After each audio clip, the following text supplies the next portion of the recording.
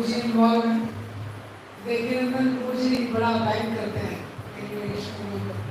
सारी सर्विसेज के लिए।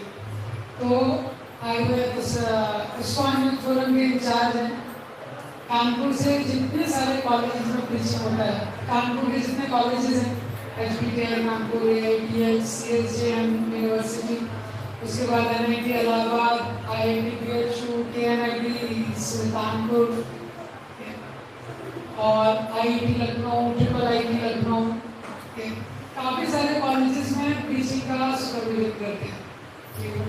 गुवाहाटी में कोई कॉलेज लिया है और न्यू जर्सी वेस्ट में भी राधेश्याम गुरु जी के जो US टीचिंग है उसमें भी ऑल ओवर इंडिया से 7-8 जो ब्रह्मचारी से असिस्ट कर रहे हैं, उसमें से एक नीलमणि विष्णु। तो न्यू जर्सी में जो टीचिंग है उसको भी सुपरवाइज करते हैं। कानपुर टेम्पल में भी टेम्पल मैनेजमेंट कमेटी में है गुरु जी। और कानपुर टेम्पल में ऐसे कुछ लोगों ने देखा होगा, बहुत बड़ा टेम्पल है कानपुर में। तो जितना मैनेजमेंट है, जितने फेस्टिवल्स होते हैं, तो उस समय प्रभु जी का बहुत एक्टिव इन्वॉल्वमेंट है। और कानपुर में यूपी का एक बहुत बड़ा बिगेस्ट यूथ फेस्टिवल होता है एक्सप्रेशन। आप नेट पे डालेंगे, यूट्यूब में तो आ जाएगा एक्सप्रेशन फेस्टिवल। तो उसमें 10,000 यूथ आते हैं, 10,000। ये पहली बार हुआ था तो गौरगोपालपुर उसमें 3 स्पीकर थे। उसके बाद लास्ट ईयर हुआ था, मुंबई लखनऊ जी आए थे उसमें स्टॉन से। और पहली बार सजन डिजिटल स्वीट्स के जो ओनर है, तो इससे बहुत बड़ा फेस्टिवल होता है। गोपाल कृष्ण महाराज भी आए थे, गोपाल कृष्ण महाराज ने बहुत अप्रिशिएट किया था। तो वो जो पूरा एक्सप्रेशन फेस्टिवल है, अभी तक हम लोग कानपुर में 6-7 बार करवा चुके हैं। तो उसके पीछे भी मास्टरमाइंड नीलमणि कृष्ण है। तो इस्कॉन 50 का ईयर था, इस्कॉन को 50 साल होने वाले थे। तो he wanted to offer something to Shri Prabhupada. Prabhupada ji कुछ ऑफरिंग देना चाहते थे। तब इन्होंने इसके लिए बहुत मेहनत किया। वो यूनिक था, उससे पहले इस्कॉन में उस तरह का उस लेवल का बड़ा फेस्टिवल नहीं हुआ हमारा। तो इन्होंने उसको बहुत प्लान किया, 1-2 महीने का बहुत एनर्जी का, और बहुत अमेजिंग वो फेस्टिवल हुआ। ये एक्सप्रेशन बहुत फेमस था। हम लोग 7-8 बार उसको करवा चुके। और कानपुर में लगभग जितने इस्कॉन के बड़े इवेंट्स होते हैं, GBC मीटिंग से लेके सारे मीटिंग्स, जो गवर्निंग बॉडी कमीशन इस्कॉन का सबसे बड़ा बॉडी है, GBC के मीटिंग, IIYC के मीटिंग, ब्यूरो के मीटिंग, सब कानपुर में ऑर्गेनाइज हुए। और सारे ये जितने मीटिंग हैं, सबके जो ओवरऑल कोऑर्डिनेटर रहते हैं वो नीलमणि कृष्ण हैं। तो इस तरह से और व्यक्तिगत जीवन में मैंने इनका लाइफ देखा, काफ़ी रेगुलेटेड हैं, हरि नाम में इनका काफ़ी रुचि है। और बहुत सारे लेवल पे अभी सर्विसेज हैंडल कर रहे हैं, बहुत सारे कॉलेजेस के यूथ टीचिंग को सुपरवाइज कर रहे हैं। उसके साथ अपना खुद का एक बैलेंस रेगुलेटेड बहुत स्ट्रिक्ट इनका मॉर्निंग प्रोग्राम है, हरि नाम में काफ़ी रुचि है। और उसके साथ बहुत अच्छा बैलेंस है, कृष्ण ने इनको ब्लेस किया है। शार्प ब्रेन, कूल हेड, बहुत एक्सपर्ट है एक्सटर्नल मैनेजमेंट में भी और पर्सनल लाइफ मैनेजमेंट में। तो आइए इनका स्वागत करते हैं हम गोरखपुर में 3 बार हरि बोल बोल के।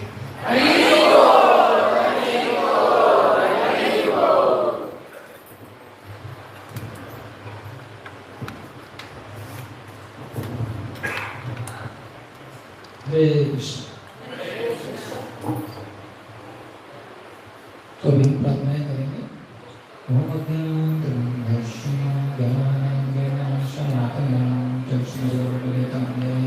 तस्मै श्री गुरवे नमः। श्रीचैतन्यमनोभीष्टं स्थापितं येन भूतले स्वयं रूपा कदा मह्यं ददाति स्वपदान्तिकं।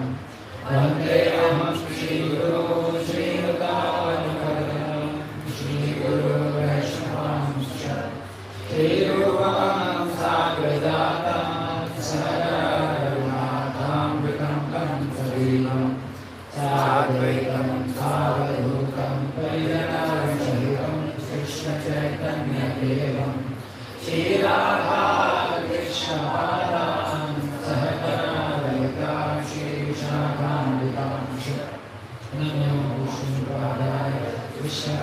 व्यासाय भूतले श्रीमते भक्तिवेदांत स्वामिने नामिने। नमस्ते सरस्वती देवे गौरवाणी प्रचारिणे निर्विशेष शून्यवादी पाश्चात्यदेशकारिणे। नमो महावदन्याय कृष्णप्रेमप्रदायते कृष्णाय कृष्णचैतन्य नामे गौरवे नमः। हे कृष्ण करुणा सिंधो दीनबन्धो जगत्पते गौरीश गोपिकान्त राधाकान्त नमस्ते। तप्तकाञ्चन गौराङ्गी सुराधे वृन्दावनेश्वरी विश्वानुसुते देवी प्रणमामि हरिप्रिये। वाञ्छाकल्पतरुभ्यश्च कृपासिन्धुभ्य एव च पतितानां पावनेभ्यो वैष्णवेभ्यो नमो नमः। जय श्री कृष्ण चैतन्य प्रभु नित्यानंद श्री अद्वैत गदाधर श्रीवासादि गौरभक्तवृंद।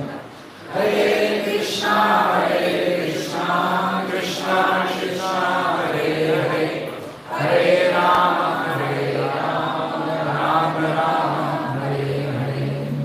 हरे कृष्ण।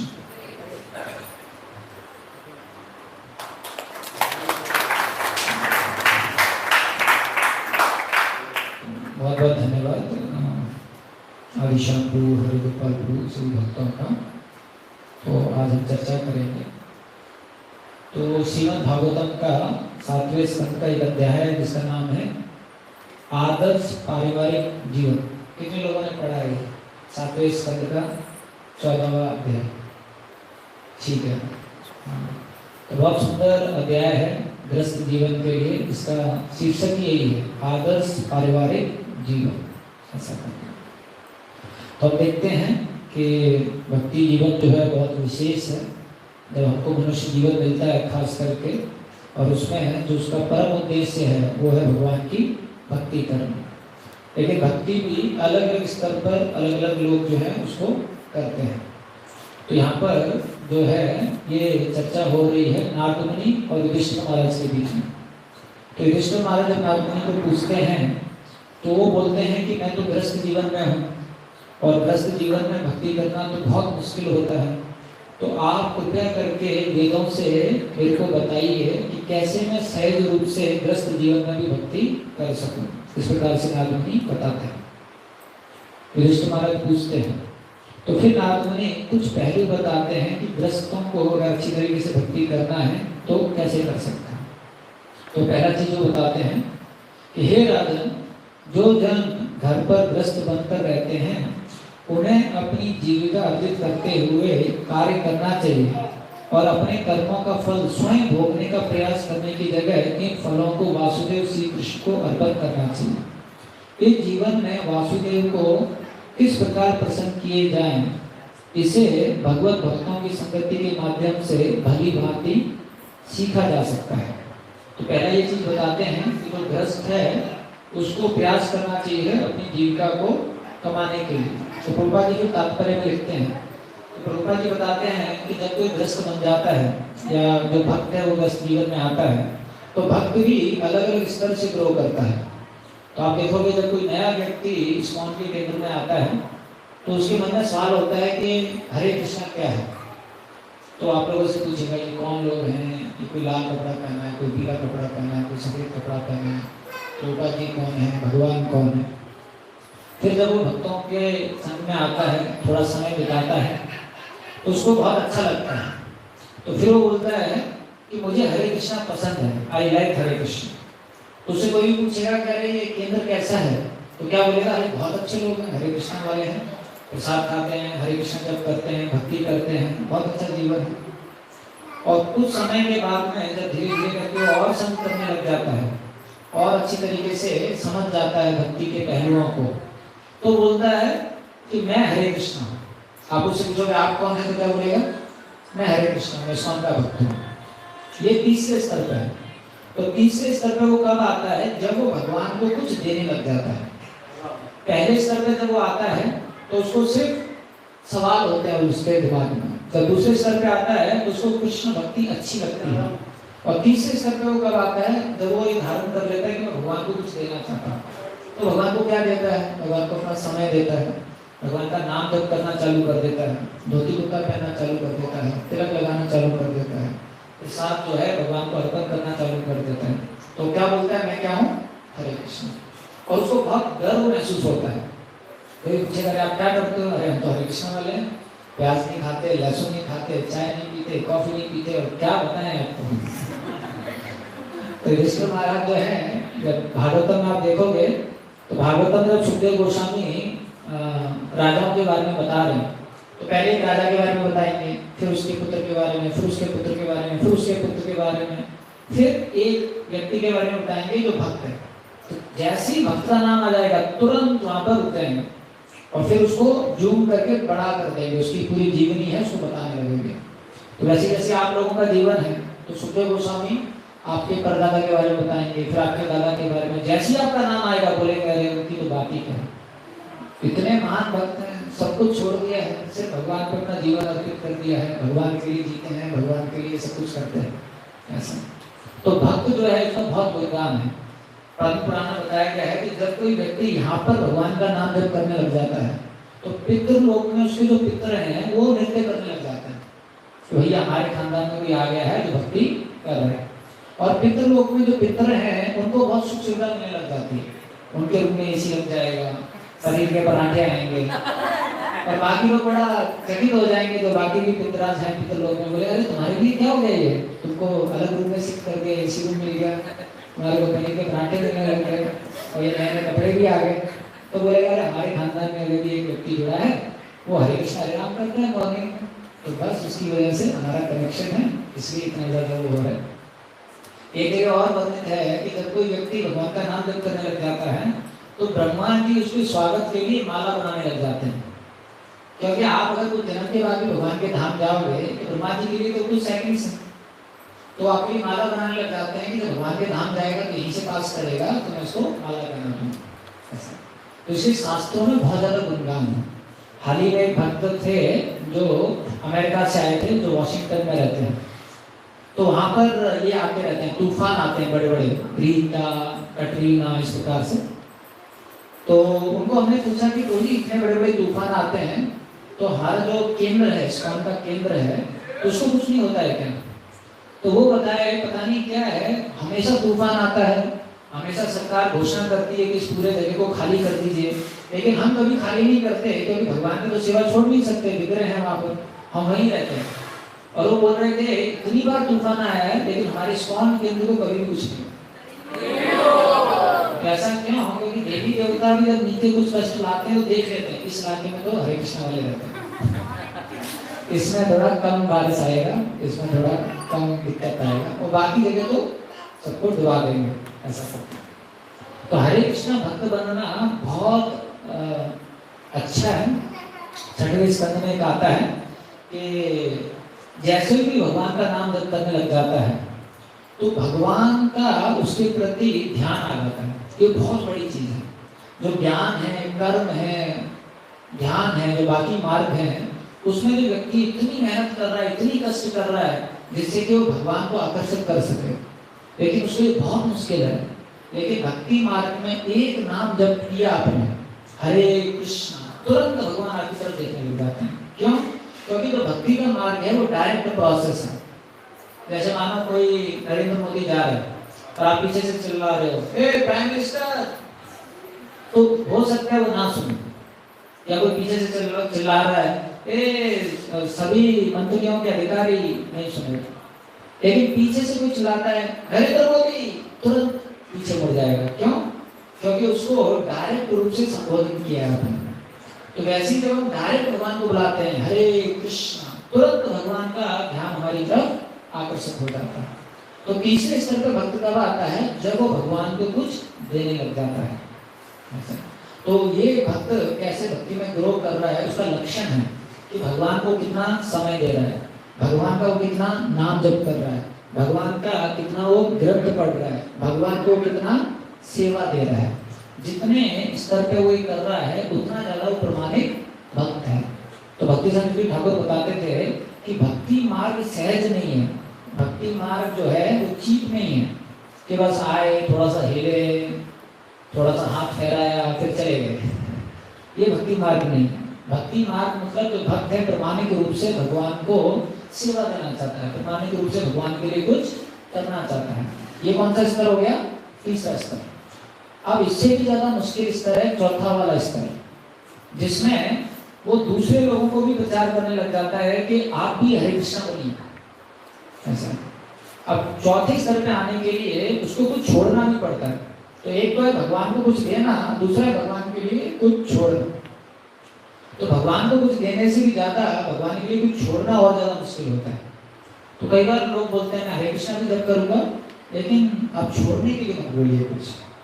तो जब हम चेन्नई में प्रचार करते थे तो एक छात्र हमसे जुड़ा, तो उसको मैं बताया कि आप हरे कृष्णा मंत्र जप कीजिए, और उसको बताया कि कुछ नियम पालन करने हैं। तो बोला प्रभु जी हम हरे कृष्णा तो जप करेंगे, लेकिन हम रोज ड्रिंक करते हैं, रोज वो दारू पीता था। तो बोला प्रभु जी इसको छोड़ने के लिए मत बोलिए। तो हमने बोला ठीक है, आप पहले हरे कृष्णा जप कीजिए रोज, उसके बाद में दारू पीजिए। क्योंकि भगवान के नाम की इतनी शक्ति है कि साथ में किसी और को टिकने नहीं देते।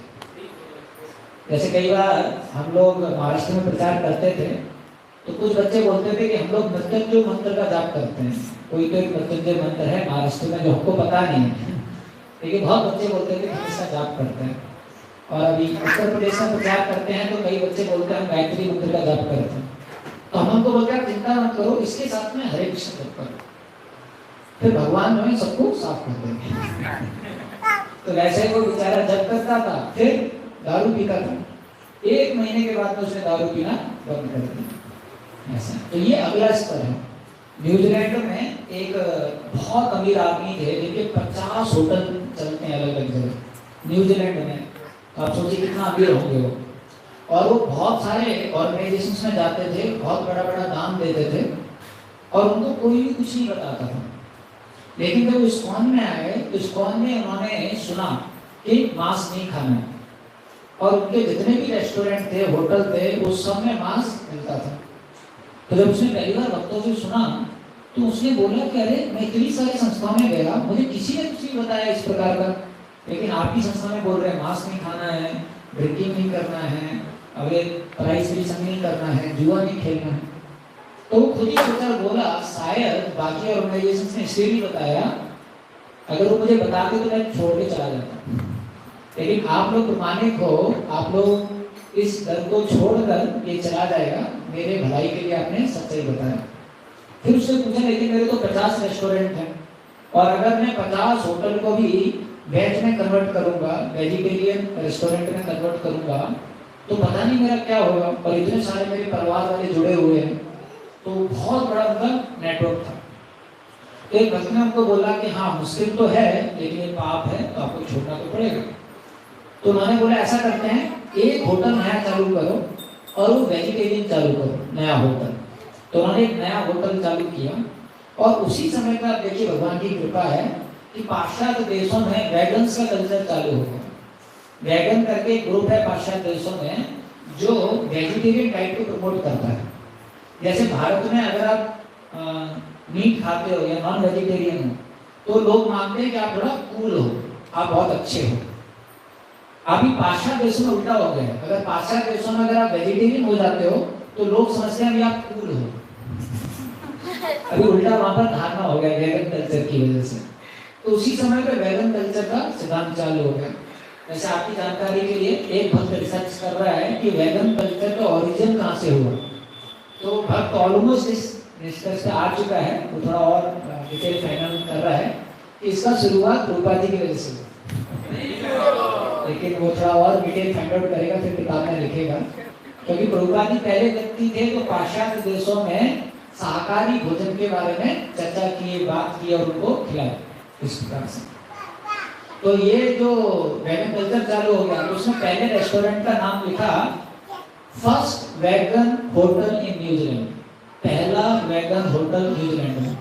और इतना फेमस हो गया कि जो उसके बाकी 50 होटल थे उनमें सबसे ज्यादा प्रॉफिट ये करने लगे। तो प्रभु जी ये तो खतरनाक हो गया।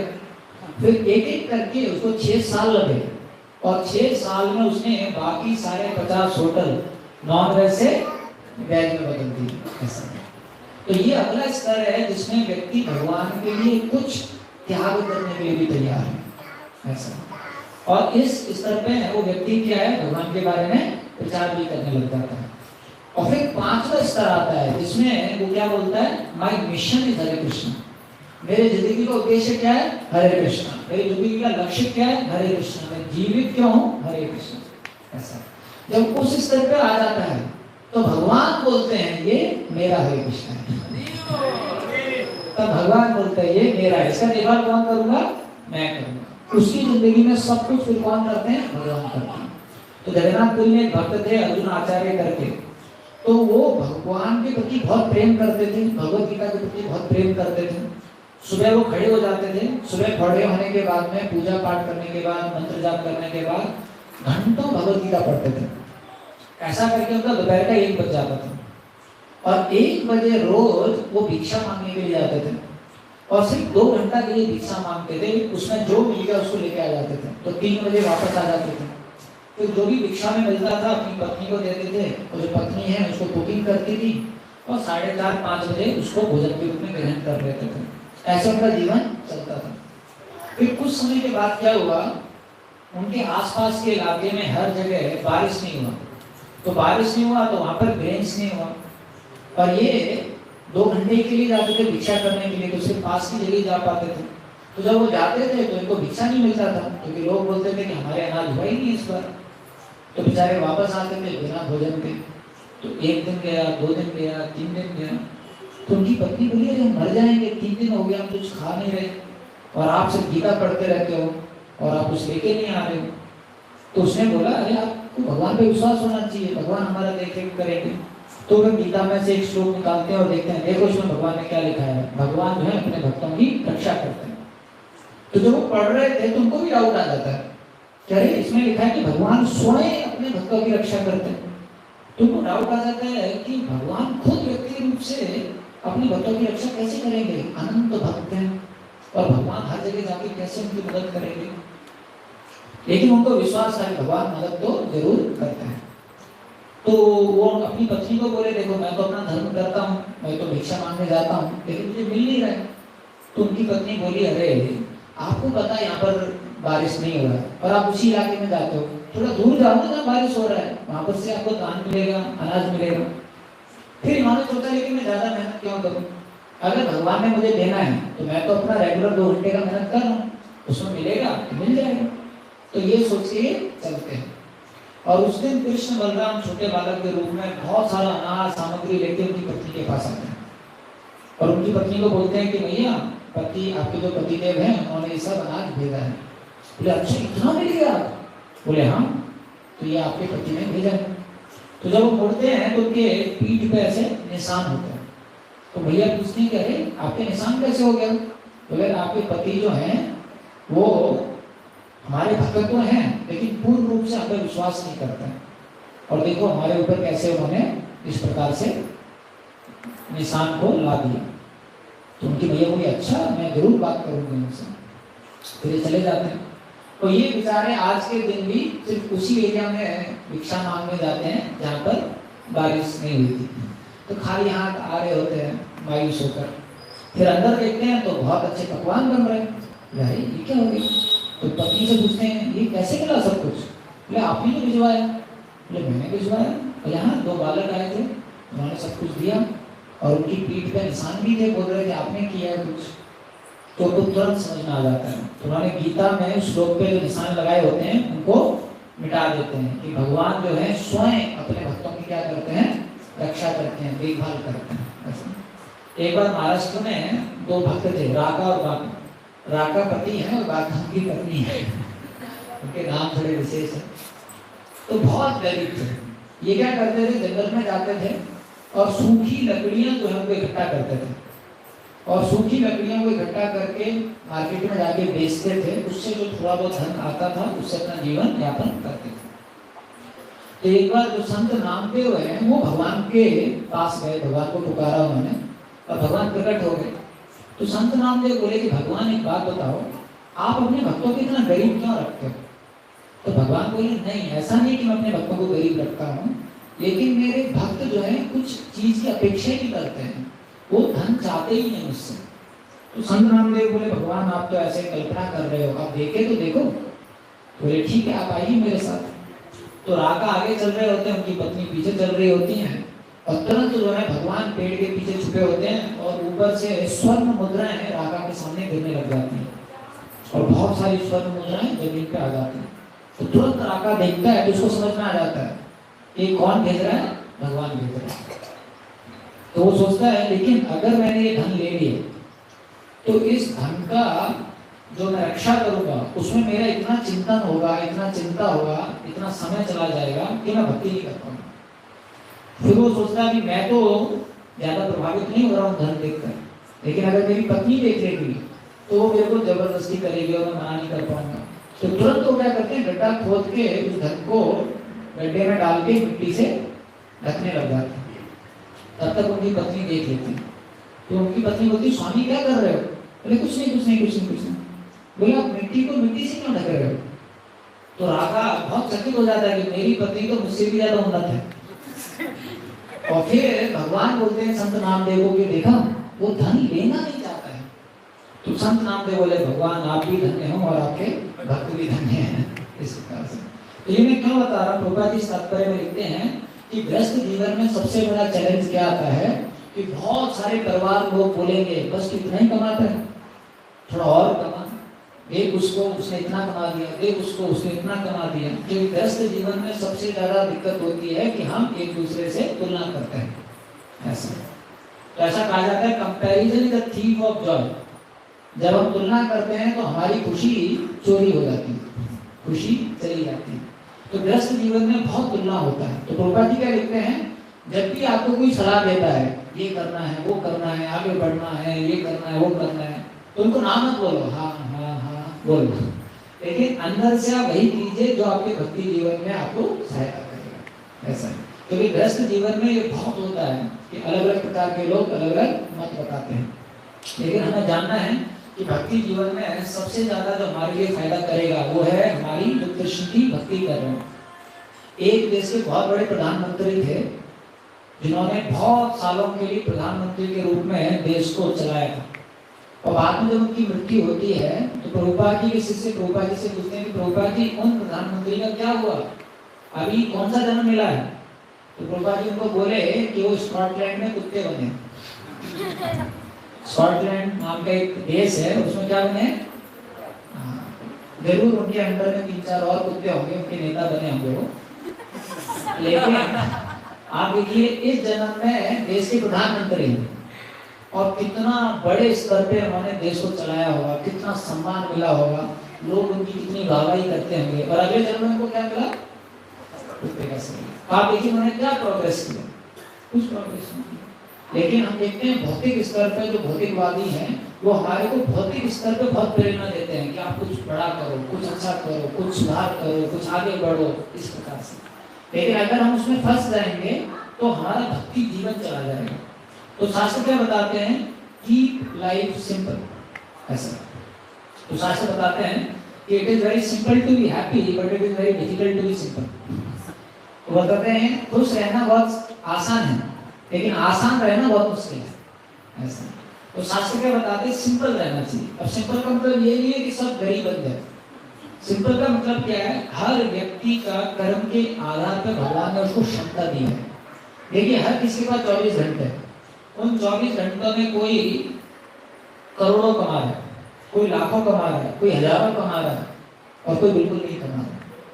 क्यों? क्योंकि हर व्यक्ति अपना कर्म लेकर आया है। तो सिंपल का मतलब क्या है, ज्यादा मेहनत किए बिना जो आपका कोटा है, भक्तिनाथ ठाकुर बताते हैं गृहस्थ जीवन में 8 घंटा नौकरी करना चाहिए, 8 घंटा जो है अपने शरीर और परिवार का देखभाल करना चाहिए, 8 घंटा भगवान को देना चाहिए।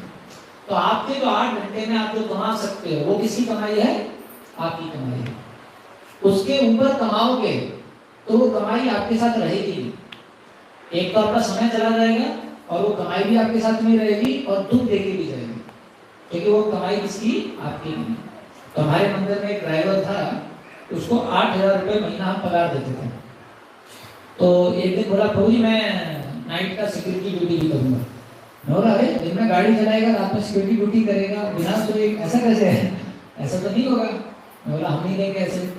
तो उसने पास में जाके कहीं सिक्योरिटी ड्यूटी ले लिया नाइट का, तो उसमें उसको रात में बस वहां जाके सोना था, और उसके 6,000 मिलते थे, 8,000 यहाँ से मिलते थे। तो बड़ा खुश हो गया, बोला देखो प्रभु जी 6,000 वहां से मिलते हैं, 8,000 यहाँ से, तो 14,000। तो मैंने उसको बोला देखिए आपका सिर्फ 8,000 तनख्वाह है, और जो 6,000 है वो आपका नहीं है, जरूर जाएगा वो आपसे। बोला प्रभु जी आप कुछ भी बोलते रहते हो। बोला देख लेना, आप नोट करके रखो वो 6,000 और अंत में जाएगा। तो उनका 5-6 महीने के बाद में उनकी पत्नी का कुछ तो तकलीफ आ जाता है, हॉस्पिटल में वो एडमिट होते हैं, और एग्जैक्ट जो 6,000 इंटू 5 महीना था 30,000 वो डॉक्टर को देना पड़ता। फिर रोता हुआ आता है प्रभु जी वो 30,000 चला गया। मगर देखो 5 महीने में कितना एक्स्ट्रा कमाया था, चला गया, और आपकी वजह से आपकी पत्नी को भी बीमार होना पड़ा। तो शास्त्र बताता है कि आप अपने कोटा से ज्यादा कमाएंगे तो या तो वो चोर लेके जाएगा, डॉक्टर लेके जाएगा, लॉयर लेके जाएगा, कोई ना कोई लेके जाएगा, क्योंकि वो धन आपका नहीं है। लेकिन मन की वजह से क्या है, हम लोग पीछे भाग जाते हैं। हम लोग सोचते हैं कि नहीं मैं और मेहनत करूंगा और मेहनत करूंगा। तो मेहनत करने से ज्यादा कोई व्यक्ति धनी नहीं बनता। कितने सारे लोग हैं जो मेहनत कर रहे हैं लेकिन धनी नहीं बन रहे। धन जो है वो कर्म के आधार पर मिलता है। तो प्रभुपाद जी बताते हैं कि भक्ति जीवन में अगर हमको अच्छा भक्त बनना है तो हमारे को भौतिक जिंदगी कैसा रखना पड़ेगा, सिंपल रखना पड़ेगा। सिंपल का अर्थ है जो 8 घंटे में आप कमा सकते हो। अगर आपको करोड़पति बनना है तो आप बन जाओगे 8 घंटे में, और बनो, कोई दिक्कत नहीं है, और भगवान की सेवा में उसको लगाओ। लेकिन अगर कोई ज्यादा वो करेगा तो उसके लिए मुश्किल हो जाएगा। तो एक पूना में भक्त थे, तो उनके पास में स्कूटर था, स्कूटर में अपनी पत्नी को बिठा के लाते थे, ज्यादा कमाई नहीं था, और बार बार उनको लगता था कार होना चाहिए, कार होना चाहिए। तो उनके सीनियर भक्त ने बताया प्रभु आपका जितना तनख्वाह है उसके लिए स्कूटर बहुत है, कार आप अफोर्ड नहीं कर पाओगे। बोला नहीं प्रभु जी कार रहेगा तो अच्छा है, पत्नी आराम से बैठ के आ सकती है, और आते हुए भी हम लोग ना कार में कुछ कथा सुनेंगे, क्योंकि भक्ति जीवन में आने के बाद तो हम सब जानते हैं कैसे परमिशन ली जाती है। बोले हम कार में कथा सुनेंगे और वैष्णव सेवा भी हो जाएगी, कोई वैष्णव आता है तो उसको हम कार में ड्रॉप भी कर सकते हैं। तो बोले हाँ वो सही है, लेकिन आपका जितना तनख्वाह है उसके हिसाब से आपके लिए दिक्कत होगा। नहीं बोला प्रभु जी हम थोड़ा मेहनत करेंगे तो ऐसा हो जाएगा।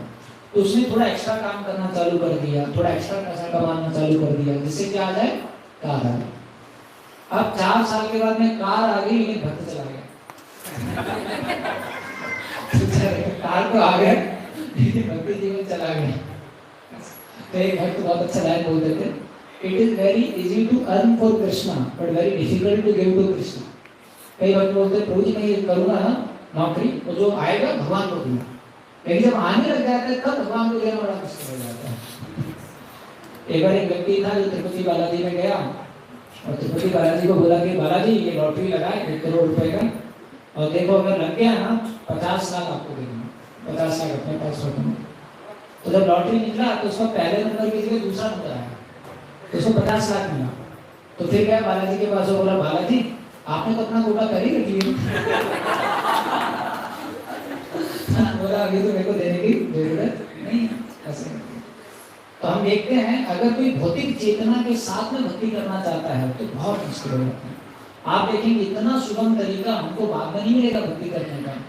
अगर आप शास्त्र पढ़ते हैं तो शास्त्रों में आपको कैसे उदाहरण मिलते हैं। ध्रुव महाराज भक्ति कैसे किया, सब त्याग करके जंगल में जाके एक पैर पे खड़ा होके बिना खाए पिए और बिना सांस लिए। आप लोग कर सकते हैं कोई? आप देखिए जितने भी उदाहरण है, धृतराष्ट्र कैसे भक्ति की है, सब कुछ त्याग करके जंगल में जाके भक्ति की। भरत महाराज कैसे भक्ति की है, सब त्याग करके जंगल में जाके बिना खाए पिए ऐसे भक्ति की। आप देखोगे कोई ऐसा नहीं है कि गुलाब जामुन खा रहा है, पनीर खा रहा है, हरे कृष्णा कर रहा है, विमान आ रहा है, प्रभु चलो, ऐसा नहीं है। बहुत कठोर परिश्रम करके लोगों ने भक्ति किया। माताओं ने भी, सबरी कितने हजारों साल के लिए इंतजार किया प्रभु राम का कि राम आएंगे, राम आएंगे, राम आएंगे, और दिन रात प्रभु राम का चिंतन करती थी। तब कहीं जाके हजारों साल के बाद भगवान राम प्रकट हुए। उसके बाद हम देखते हैं जब हमारी चैतन्य महाप्रभु आए तो महाप्रभु बहुत महावदनीय अवतार, और महाप्रभु को पता है हम लोग तो कलियुगवासी हैं और हमारे लिए भक्ति करना बहुत मुश्किल है। तो महाप्रभु ने भक्ति को बहुत आसान बना दिया। तो महाप्रभु ने बोला आप कुछ मत कीजिए, घर में रहिए, परिवार में रहिए, लेकिन भगवान का नाम जप कीजिए। तो महाप्रभु के बाद में जब भक्तिसिद्धांत ठाकुर आए, भक्तिविनोद ठाकुर आए, तो अगर किसी को अच्छा भक्ति करना है तो 64 माला डेली जप करते थे। महाप्रभु बोलते थे मैं सिर्फ लखपति के घर में खाता हूँ। लखपति मतलब कि 64 माला। तो अगर आप महाप्रभु को भोग लगा रहे हैं और 64 माला नहीं कर रहे हैं तो महाप्रभु खाएंगे ही नहीं। ऐसा महाप्रभु का स्टैंडर्ड था। तो आप में से कितने लोग हैं जो रोज 64 माला कर सकते हैं और अच्छे भक्त बन सकते हैं महाप्रभु के और भक्तिसिद्धांत ठाकुर के? कोई है जो 64 माला डेली कर सकता है? ऐसा नहीं कि ब्रह्मचारी और सन्यासी करते थे, गृहस्थ भी करते थे, लेकिन बहुत मुश्किल है ना। लेकिन देखिए हम लोगों का कितना बड़ा सौभाग्य है कि महाप्रभु की कृपा प्रभुपाद जी के माध्यम से आ गई। अगर प्रभुपाद जी नहीं होते तो हमारे लिए भक्ति करना बहुत मुश्किल होता। तो प्रभुपाद जी जब पाश्चात्य देशों में गए तो उनके सारे शिष्य बैठे हुए थे और प्रभुपाद जी ने उनको बोला कि देखिए अभी आप लोगों को मैं दीक्षा दे रहा हूँ और आप लोगों को डेली 64 माला जप करना है। तो जैसे ही शिष्यों ने सुना सबके सिर नीचे हो गए। तो प्रभुपाद जी ने आंखें खोली तो देखा कि सब सिर नीचे हो गए। तो प्रभुपाद जी ने पूछा क्या हुआ? बोले स्वामी जी 64 माला डेली हम लोग मिलके नहीं कर रहे हैं। बोला तू कितना करता है? बोला 4। तू कितना करता है? 2। तू कितना करता है? 5। तू कितना करता है? चालू करना है। बोले प्रभुपाद जी देखिए मिलके नहीं कर रहे हैं लोग। तो प्रभुपाद जी बोले ठीक है ठीक है। प्रभुपाद जी बोले क्या कर सकते हैं, महाप्रभु की कृपा तो बहुत ज्यादा है और ये पाश्चात्य देशों के लोग हैं, इनका मन बड़ा चंचल है, तो ठीक है 64 नहीं 32 माला डेली कीजिए। फिर भी सबका सिर नीचे। बोले अब क्या हुआ? बोले प्रभुपाद जी ना हो 32 माला ना हो।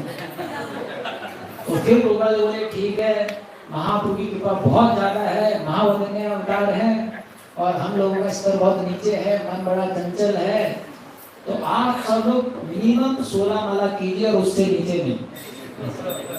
आप देखिए इतना सुगम स्तर भक्ति का कभी भी किसी आचार्य ने नहीं दिया। जय श्री श्री राधा माधव की जय, श्री श्री गोस्वामी की जय, सर्वपाद की जय। आप कोई भी आचार्य की किताब पढ़ लीजिए, आप कोई भी ग्रंथ पढ़ लीजिए, कोई भी शास्त्र पढ़ लीजिए, कहीं पर भी इतना नीचा भक्ति का स्तर नहीं दिया गया। और इतना नीचे स्तर देने के बाद में फल उतना ही दे रहे हैं प्रभुपाद जी। एक ही आचार्य हैं जिन्होंने साफ साफ बोला है कि अगर आप 16 माला करेंगे, 4 नियम पालन करेंगे और अच्छी तरीके से भक्तों की सेवा करेंगे मिशन में, तो मैं आपको भगवान के धाम लेके चला जाऊंगा। ऐसा तो उसके बाद भी अगर हम अच्छे भक्त नहीं बन पाते हैं तो हमारा बहुत बड़ा दुर्भाग्य है। एक चैतन्य चरितामृत में कहानी आती है कि जब माया देवी खुद हरिदास ठाकुर की परीक्षा लेने के लिए आती है तो हरिदास ठाकुर तो बोलते हैं समय नहीं है, क्योंकि वो रोज कितना जप करते थे 192 राउंड्स, 192। आप में से किसी ने कभी भी किए हैं जिंदगी में? बहुत मुश्किल है। प्रभु ने किए एक बार है। कितना घंटा लगा आपको? 24 आवर 24 घंटा लगा। तो माया के लिए तो समय बचे। तो भाई हरिदास ठाकुर के साथ था कि माया देवी खुद आ गई। माया देवी बोली कि समय दीजिए। तो एक राजनाथ स्वामी महाराज हैं तो बता रहे थे माया ऐसी धोखा देती है। माया आके बोलती है सिर्फ एक मोमेंट दीजिए, 1 सेकंड दीजिए, और अगर आपने वो 1 सेकंड दे दिया तो माया आपकी पूरी जिंदगी ले लेती है। तो एक बार एक शेख था, मुस्लिम व्यक्ति था, जो टेंट में सो रहा था, सर्दी लग रही थी उसको। तो एक ऊंट था बाहर, तो उनको भी बहुत सर्दी लग रही थी। तो शेख आराम से सो रहा था टेंट के अंदर। तो ऊंट शेख को बोला कि शेख साहब बाहर बहुत सर्दी है, तो मैं अपना सिर अंदर कर लूं क्या? तो शेख बोला गो अहेड, आगे बढ़ो कोई बात नहीं। तो अपना सिर अंदर कर लेता है। बोलता है शेख से बहुत सर्दी लग रहा है, मैं आगे के तो हाथ अंदर कर लूं क्या? बोला हाँ ठीक है कोई बात नहीं, हाथ अंदर कर लो।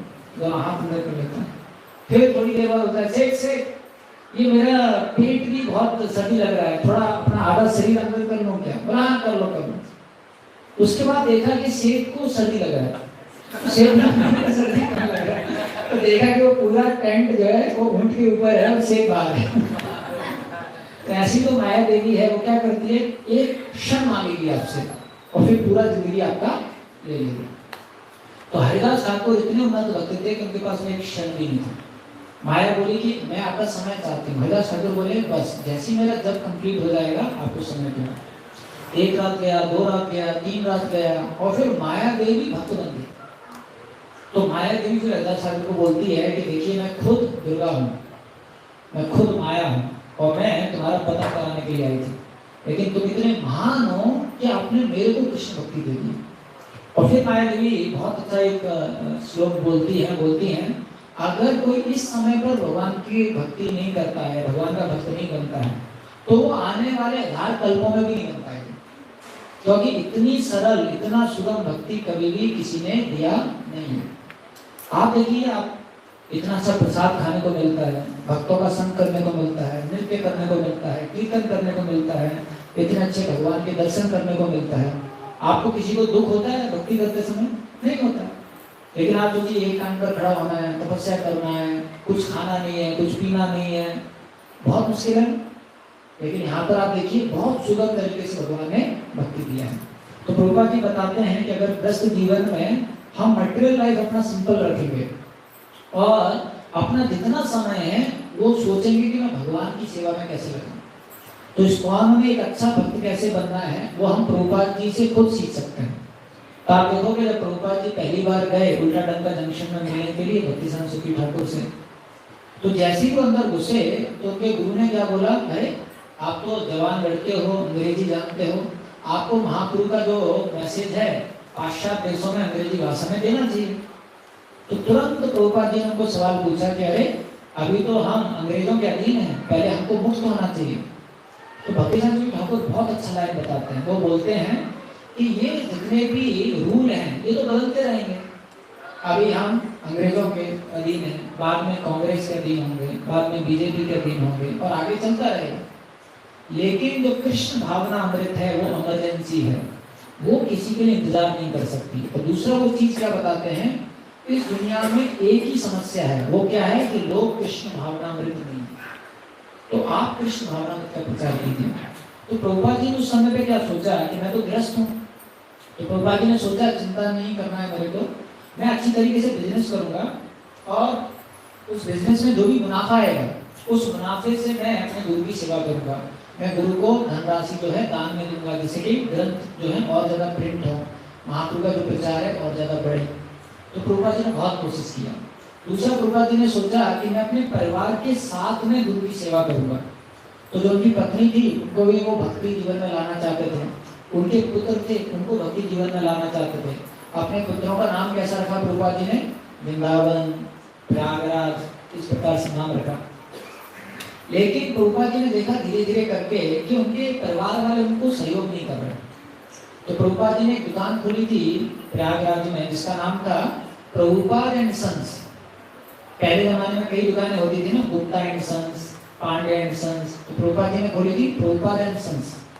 तो एक प्रवचन में प्रभुपाद जी बोलते हैं कि मैंने अपनी दुकान का नाम रखा है प्रभुपाद एंड सन्स, फिर भी मेरे बेटे आते नहीं दुकान में, ऐसा करते। तो उनके पुत्र जो है मदद नहीं कर रहे थे प्रभुपाद जी की।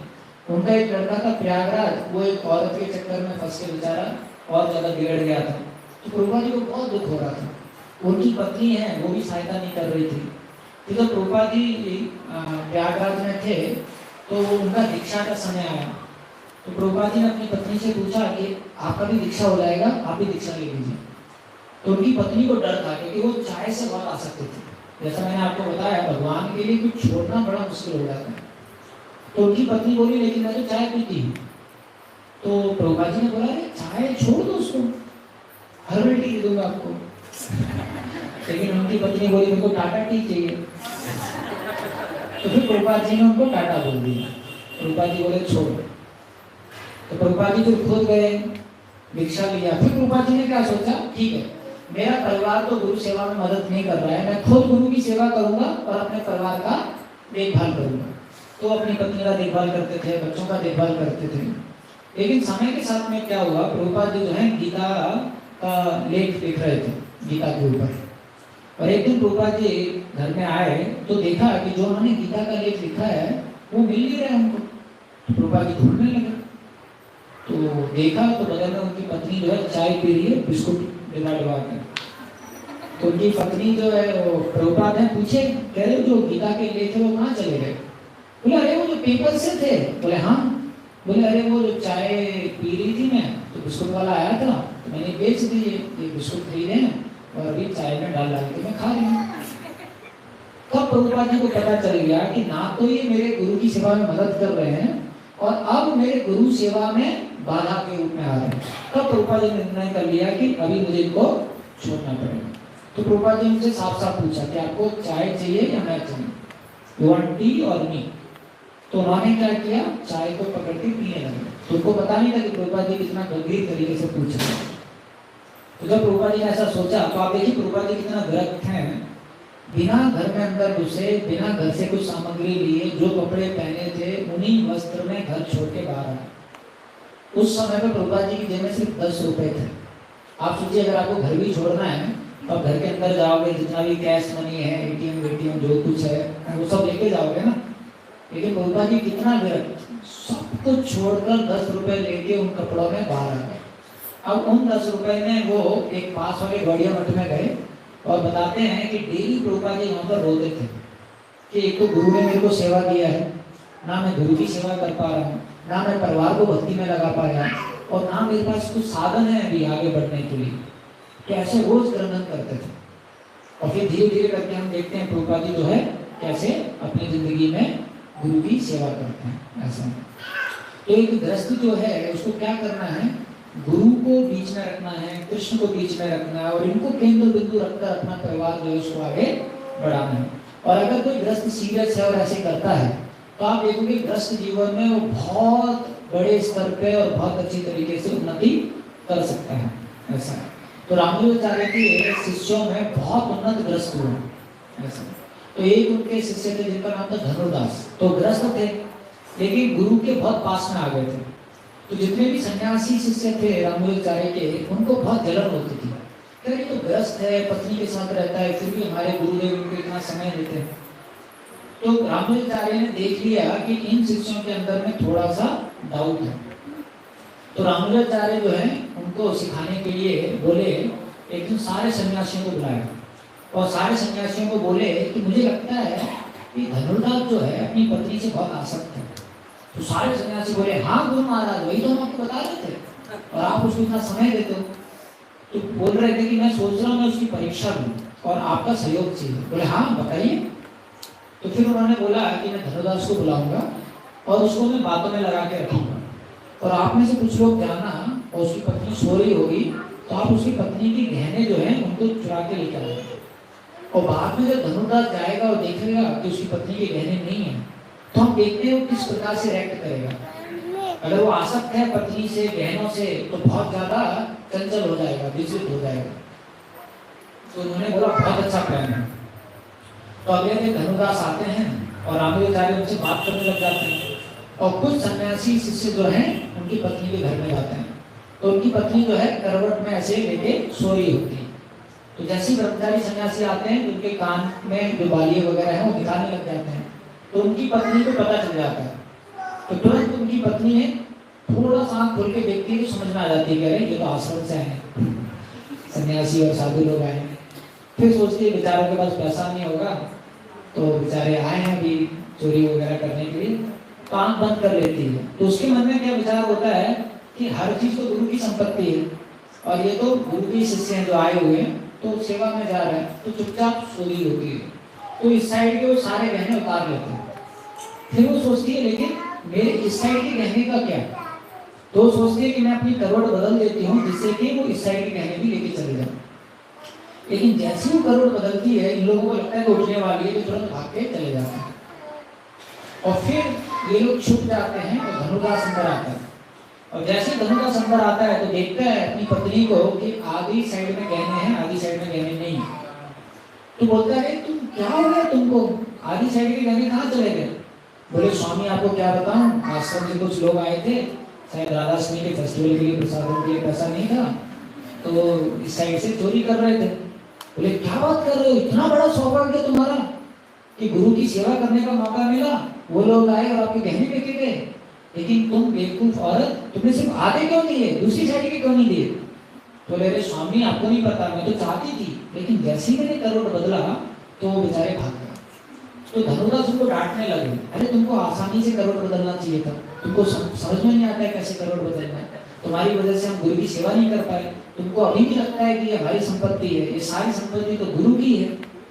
तो जब सन्यासी सुनते हैं तो उनको बहुत पश्चाताप होता है कि अरे कितना उन्नत भक्त है, हर चीज किसकी संपत्ति समझता है, गुरु की संपत्ति समझता है। तो फिर बाद में जब वो आ जाते हैं तो साथ में रामदेवाचार्य क्या करते हैं, उन सन्यासियों की जो धोती होती है उसमें से एक एक पीस काट लेते हैं। अब जैसे वो सुबह खड़े होते हैं 4 बजे 4:30 से मंगल आरती होता है, तो जैसी धोती पहनते तो देखते धोती छोटी पड़ रही है, तो एक दूसरे को डांटने लग जाते, तू हमेशा मेरे पीछे पड़ा रहता है, तू नहीं काटा होगा। वो उसको डांटता है, तू हमेशा मेरे पीछे पड़ा रहता है, तूने काटा होगा। तो पूरे आश्रम में लड़ाई हो रही होती है और मंगल आरती में कोई जाता नहीं। तो रामदेवाचार्य देखते कोई आया नहीं, तो आश्रम में जाते हैं, तो देखते तो आश्रम में हाथ पकाई हो रही है, लड़ाई हो रही है।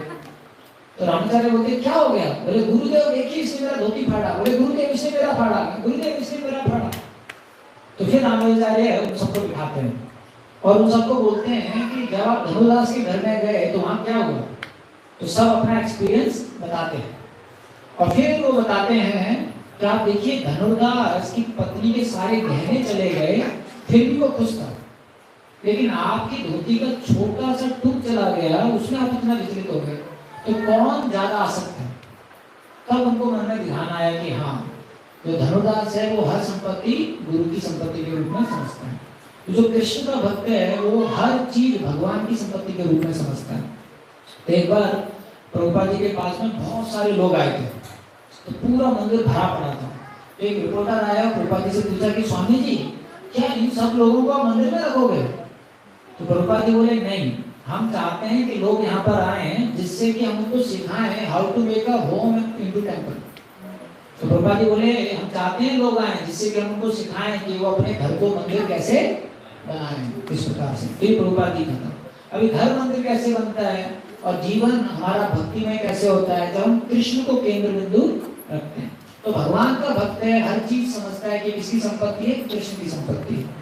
जब प्रभुपाद जी खुद गृहस्थ के रूप में प्रयागराज में रहते थे, तो प्रभुपाद जी के गुरु भाई थे जिनको कुछ जगह चाहिए प्रचार के लिए। तो प्रभुपाद जी को पता चल गया, तो प्रभुपाद जी उनको बोले अरे ये घर तो कृष्ण का ही है, आप इस घर में रहिए ऊपर और प्रचार कीजिए। ऐसा तो आप देखिए प्रभुपाद जी का कैसा भाव था, अपना घर भी किसका समझते थे, कृष्ण का। और उनको बहुत सौभाग्य लगता था कि मेरा घर जो है कृष्ण की सेवा में इस्तेमाल हो रहा है। ऐसा एक बार प्रभुपाद जी के शिष्य जो है प्रभुपाद जी को कुंभ मेला में लेके गए थे, और उस कुंभ मेला में बहुत सारे साधु आते हैं। आप में से कोई गया कुंभ मेला में कभी, प्रयागराज वाले में? हाँ, जैसे अभी जो हाल ही में हुआ था तो आपने देखा होगा।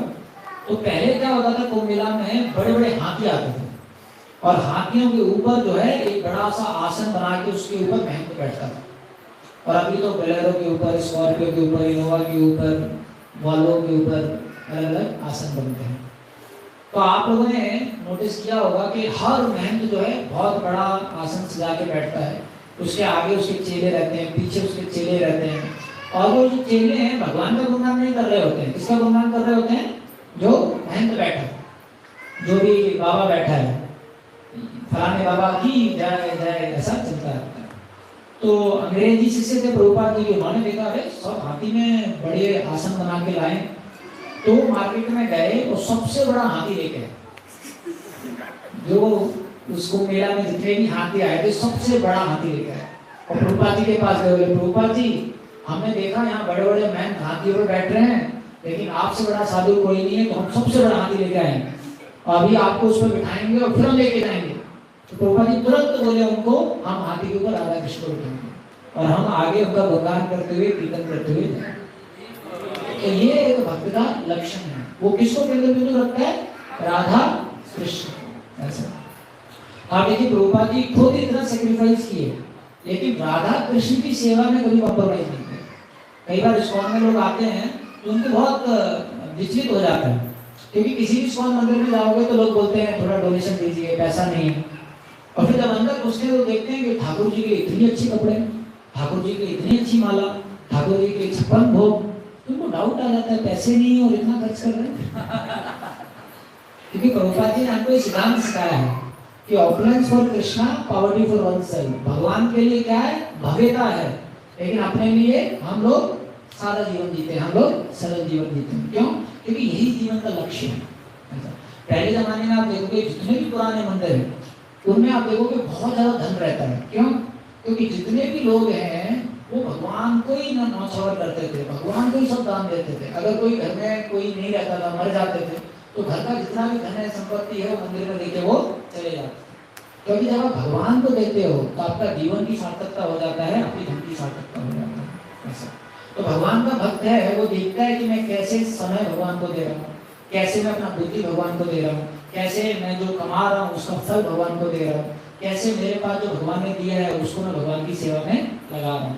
और अगर हम ऐसा करते हैं तो हमारा हर पहलू शुद्ध हो जाता है और हम भगवान के पास में आ जाते हैं। और इस्कॉन में प्रभुपाद जी चाहते थे कि जितने भी गृहस्थ भक्त जुड़ते हैं वो अच्छे भक्त बने। जब हम बोलते हैं अच्छे भक्त, उसका मतलब क्या है? अगर जो भक्त है रोज मंगल आरती करते हैं, रोज 16 माला जप करते हैं, प्रसाद जो है भगवान को भोग अर्पण करने के बाद में खाते हैं, रोज भागवतम का श्रवण करते हैं और कुछ सेवा करते हैं, तो ये अच्छे भक्त कहलाते हैं। प्रभुपाद जी बताए अच्छे भक्त बनने के बाद में उनको प्रचार भी करना चाहिए। जन्म सार्थक करी करो परोपकार।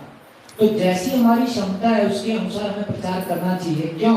क्योंकि महाप्रभु को ये बहुत पसंद है, क्योंकि महाप्रभु एक महावदन्य अवतार हैं और महाप्रभु की कृपा ही हमारी होप है। एक बार जैनवास प्रभु आए थे बनारस में, तो एक क्लास दिए थे, तो एक लड़के ने पूछा कि प्रभु जी मैं जप करता हूँ लेकिन बहुत मुझे कष्ट होता है, जप करने में बहुत मुश्किल होता है, तो मेरा कैसे उद्धार होगा? तो जैनवास प्रभु उनसे पूछे कि महाप्रभु हमसे सिर्फ एक चीज की अपेक्षा कर रहे हैं, वो क्या है? तो छात्र ने बोला कि अच्छी तरीके से जप करना। बोले नहीं, महाप्रभु को पता है हम अच्छी तरीके से जप नहीं कर पाएंगे। ऐसे जैनवास प्रभु बोले एक चीज की महाप्रभु अपेक्षा कर रहे हैं। कोई बताएगा क्या है वो? क्या प्रयास, अपना प्रयास। हाँ ठीक है, वो भी है। और कुछ संशय? तो वो जैनवास प्रभु बताए महाप्रभु सिर्फ एक चीज की अपेक्षा कर रहे हैं कि उन पे आप विश्वास रखो, उन पे विश्वास रखो, जो आपका बेस्ट है उसको करो, बाकी कौन देख लेगा? महाप्रभु देख लेगा। ऐसा ये भक्ति की विशेषता है। देखिए बाकी मार्गों में क्या है, अगर आपकी क्षमता कम है तो आपको अपना गोल नीचे करना पड़ता है। जैसे मानो कि कई बार छात्र हैं पहले आईआईटी के लिए ट्राई करते हैं, फिर पता चल जाता है आईआईटी नहीं होगा, तो फिर किसके लिए ट्राई करते हैं? एनआईटी के लिए करते हैं, फिर पता चलता है एनआईटी भी नहीं होगा, फिर स्टेट लेवल पे, और फिर भैया जो मिल जाए वो अच्छा है। तो भौतिक स्तर पे क्या रहता है, अगर हमारी क्षमता कम है, बुद्धि कम है, तो हम अपना स्तर नीचे कर लेते हैं। लेकिन अध्यात्म में ऐसा करने की जरूरत नहीं है। क्यों? क्योंकि हर चीज किस पे निर्भर करता है? भगवान की कृपा पर करता है। लेकिन हमको क्या करना है? अपना प्रामाणिक रूप से बेस्ट करना है, जो आपका बेस्ट है। तो वही महाप्रभु चाहते हैं कि जो हमारा बेस्ट है उसके अनुसार, हमारी क्षमता के अनुसार हमें प्रचार करना चाहिए, और उससे क्या होगा? महाप्रभु प्रसन्न हो जाएंगे और हमको कृपा करेंगे। तो इस्कॉन में आपको ऐसे ऐसे भक्त मिलेंगे जो बहुत गरीब है और बहुत अच्छा प्रचार करते हैं, और ऐसे भी भक्त मिलेंगे जो बहुत अमीर है और बहुत अच्छा प्रचार करते हैं। तो आपकी जो सिचुएशन है वो बाधा नहीं है, आप किस परिस्थितियों में हैं वो बाधा नहीं है, आपकी इच्छा क्या है उसके अनुसार आप भगवान की सेवा कर सकते हैं। तो महाराष्ट्र में एक भक्त है जो बस का कंडक्टर है। बस चलती है एक जगह से दूसरी जगह, और वो क्या करता है? बस में कंडक्टर है, लेकिन भगवान का भक्त है, कंठी माला लगा रखा है, तिलक लगा के बस में जाता है, और वो क्या करता है? टिकट उसको काटना पड़ता है। तो वो प्रभुपाद जी की जो मैगजीन है, BTG magazine, back to Godhead जो मैगजीन है, वो रखता है।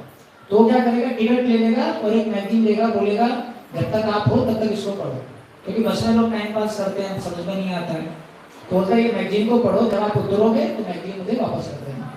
तो ऐसे सबसे टिकट ले लेता है और सबको मैगजीन वितरित कर देता है, और बस में सब लोग क्या कर रहे होते? जाते वक्त प्रभुपाद जी की मैगजीन उसको पढ़ रहे होते हैं, और उसमें से बहुत सारे लोग जब उतर रहे होते हैं तो बोलते हैं कि हमें और जानना है, तो वो मंदिर का कार्ड दे देता है कि मंदिर में आइए और वहां पर जुड़िए, संडे को मैं भी रहूंगा। कभी मानो कि एक ट्रिप में 40 लोग गए, 40 में से अगर 4 लोग भी बोले कि मैं आऊंगा, तो एक दिन में उसकी 10 ट्रिप लगती है, तो कितने लोग हो गए? 40। और एक 6 दिन में कितने हो गए? 240। अब 240 में से अगर 100 लोग भी आते हैं संडे को तो कितने लोग आए? 100 लोग संडे को उसको मिलने के लिए आते थे। और वो महाराष्ट्र में कंडक्टर होके जो बहुत बड़े बड़े लोग प्रचारक करते हैं उनसे ज्यादा भक्त बनाते हैं। जबकि क्या करता है वो? ये महाप्रभु के आंदोलन की विशेषता है कि आपकी परिस्थितियां बंधन नहीं बन सकती हैं। अगर किसी की इच्छा है मुझे प्रचार करना है तो महाप्रभु उसको क्या करेंगे? शक्ति प्रदान करेंगे। महाप्रभु उसको समय देंगे, बुद्धि देंगे, शक्ति देंगे, ऐसा करके। तो हरे कृष्णा डिवोटी जब हम बोलते हैं तो हरे कृष्णा डिवोटी का मतलब क्या होता है? वो अच्छी तरीके से भक्ति कर रहा है, जन्म सार्थक कर रहा है और दूसरों को परोपकार भी कर रहा है। और अगर हम ये करते रहते हैं अंत समय तक, फिर हमें और कुछ चिंता करने का जरूरत नहीं है। हमें महाप्रभु पर विश्वास रखना है कि महाप्रभु हमको भगवान के धाम लेके चले जाएंगे। ऐसा तो हमारा बहुत बड़ा सौभाग्य है कि प्रभुपाद जी के और महाप्रभु के इतने सुंदर करुणामय आंदोलन में हमारा जुड़ना हुआ है। और अगर हम प्रमाणिक रूप से समझें इसको, तीसरा कविराज गोस्वामी बताते हैं चेतन चरितामृत में कि अगर आपको किसी चीज का चिंता करना है तो इस चीज का चिंता कीजिए कि महाप्रभु की कृपा कितनी ज्यादा है। और बोलते हैं अगर आप इस बारे में चिंता करेंगे कि महाप्रभु की कृपा कितनी ज्यादा है तो आप बेहोश हो जाएंगे। ऐसा बोलते हैं। आप सोचिए कलियुग में आप लोग तिलक लगा रहे हैं, धोती कुर्ता पहन रहे हैं, माला जप कर रहे हैं, ये पॉसिबल नहीं है, बहुत मुश्किल है, लेकिन आप लोग कर पा रहे हैं। क्यों? क्योंकि महाप्रभु की कृपा है। आप लोग इतना समय निकाल के यहाँ पर आए, एक जगह बैठकर ये सब श्रवण कर रहे हैं, ये बहुत मुश्किल है, लेकिन हम कर पा रहे हैं। क्यों? क्योंकि महाप्रभु की कृपा है। तो हमें बस उस कृपा को और लेना है और स्वीकार करना है। तो हम इसके साथ ही विराम देंगे। हरे कृष्ण। प्रभुपाद की जय। किसी को कोई सवाल है तो एक सवाल ले सकते हैं। माइक देंगे कैसे होगा? हाँ तो मतलब पूछे माइक। ठीक है, आप पूछिए फिर।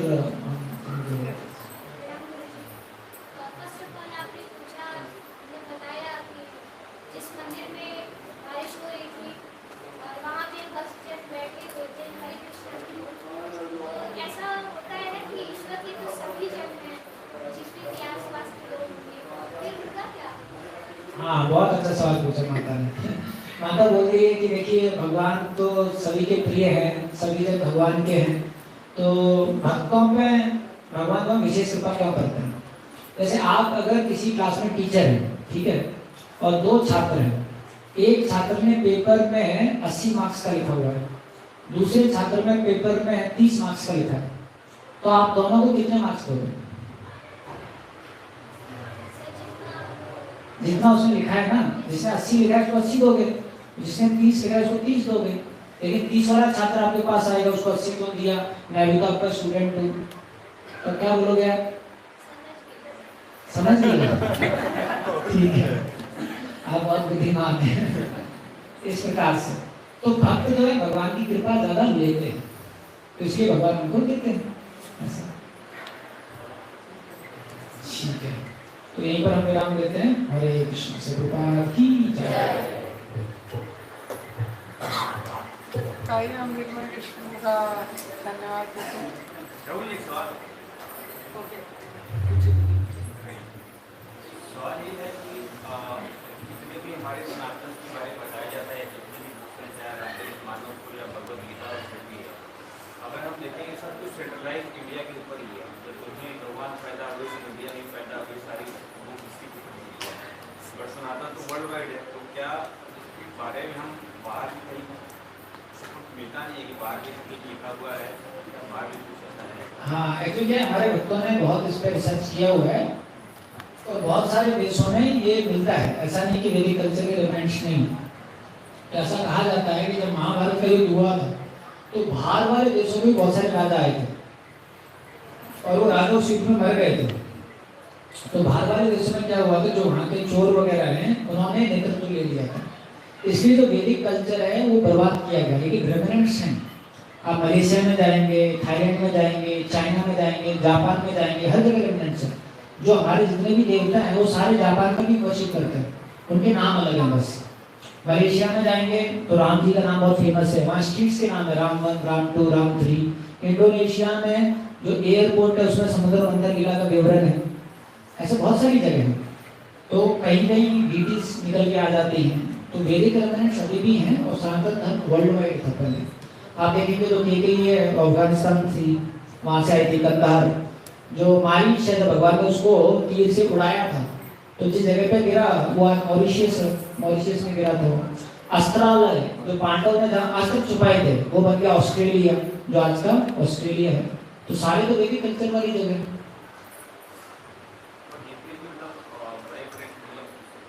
भगवान के जो अवतार हुए हैं उसका खास कारण है कि भारत में बहुत उन्नत भक्त रहते थे, ऐसा है। और भारत एक तपोभूमि है जिसमें बहुत सारे धाम हैं।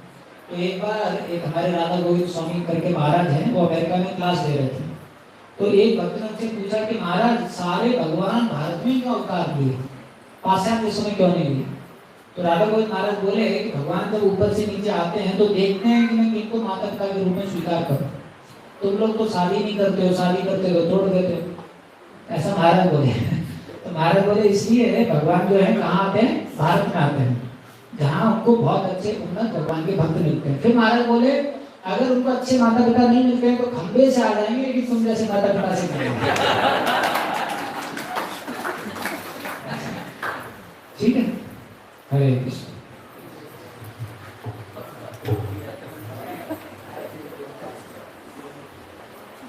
हम धन्यवाद देते हैं विष्णु का सुंदर तरीके से बनाने के लिए। काफ़ी सारे एग्जाम्पल्स दिए उन्होंने।